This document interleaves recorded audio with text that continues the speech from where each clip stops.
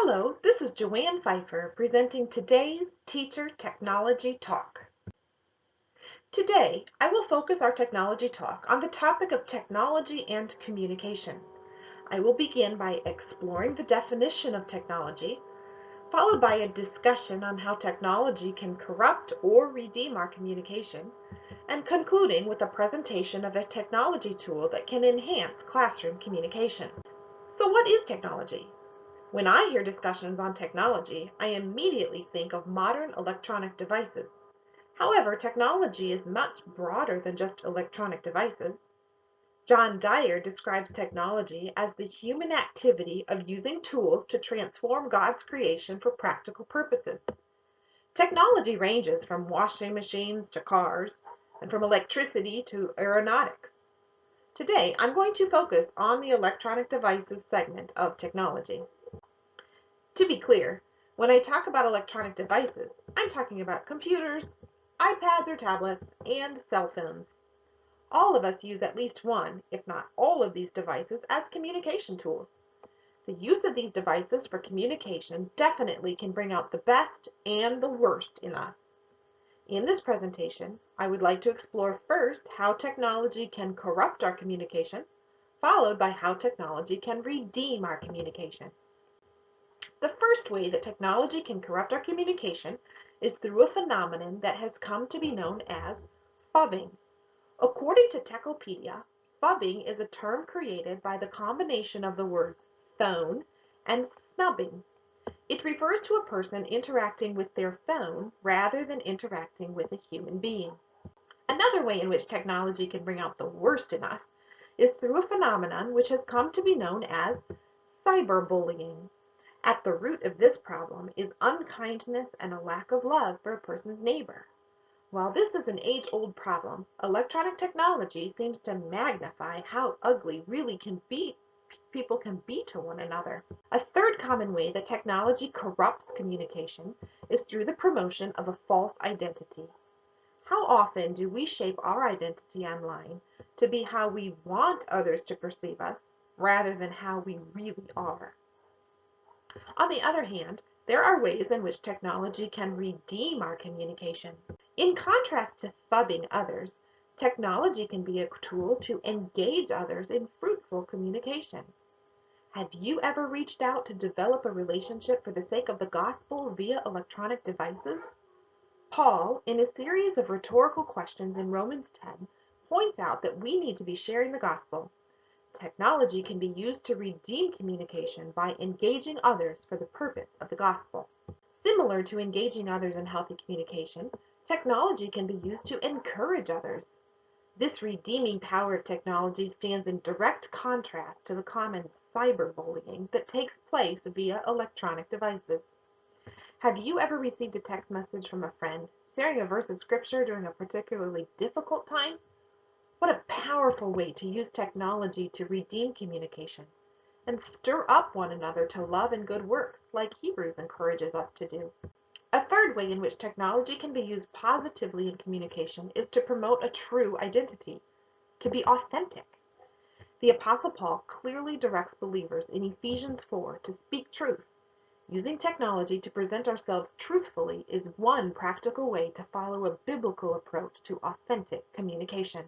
So why is it important to take the time to discuss the corrupting and redeeming powers that technology has on communication?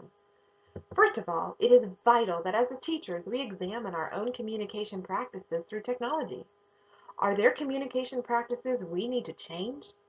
Are there communication practices we can adopt to have a more effective ministry with people? Secondly, it is crucial for us as teachers to examine these tendencies to help our students to adopt right communication practices through technology. The rest of this presentation will focus on a technology tool that has the potential to greatly enhance classroom communication, improve the learning environment for your class, and incorporate technology into the curriculum. A classroom blog is a free resource that I recommend to boost communication in your teaching. So how does a blog support good teaching practices and increase communication? In 2001, researchers Marzano, Pickering, and Pollock published a list of 9 research-based strategies that bring results in teaching. These were published in a book entitled Classroom Instruction That Works. These 9 strategies were reconstructed a bit in an updated version of the book in 2012. These teaching strategies, which will follow, can be enhanced through a classroom blog. These 9 strategies include setting objectives and providing feedback. It would be very easy to put learning goals on a blog so that it's clear to parents and teachers what students are to be learning. Reinforcing effort and providing recognition. Student work can be shared on a blog through pictures or recordings of the student work. This does wonderful things for encouraging students to continue to work hard and to continue to learn. Cooperative learning. Through the comment section of a blog, students can interact with one another and provide feedback. Cues, questions, and advanced organizers. Posting videos prior to a lesson in class gives an advanced organizer so that students come into class engaged and ready to learn. Non-linguistic representations. The options for this are countless, whether creating custom-made representations or finding them online. Sharing these things through a blog only helps students to learn better. Summarizing and note-taking, assigning homework and providing practice, identifying similarities and differences, and generating and testing hypotheses. All of these strategies can be enhanced through a blog. Clearly, a classroom blog has the potential to incorporate technology into the classroom and supports good teaching practices. So where does one begin? The following chart shows several free blog platforms. After selecting which platform suits you best, set up an account, choose your blog name, format your blog, and set your settings. I would recommend making your blog private or password protected so that only parents and students from your class can see the content of your blog. Then you're all set to post things on your very own blog. I wanted to just demonstrate for you how to put a blog post together and show you some of the ease that it can happen in. These blogs have changed a lot over the years and they're very user-friendly. This is from Weebly. It's my blog. I'm going to begin by clicking New Post. That will open up a brand new, fresh blog post. Right here for the title, I'm going to put week 3/1/16.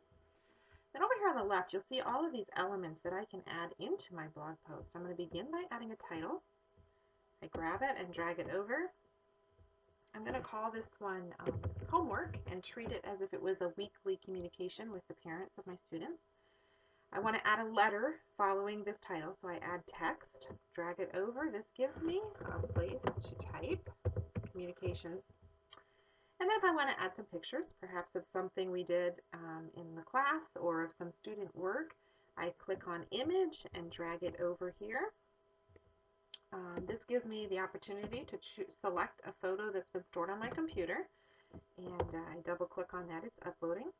This particular picture is from us seeing Maranatha's Magical Choir this week. They were in our area. We were able to go hear them, and that's my daughter right there. We enjoy being able to spend some time with her.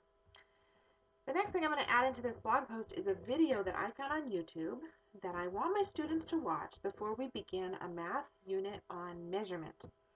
This particular YouTube video shares some non-linguistic representations of the concepts.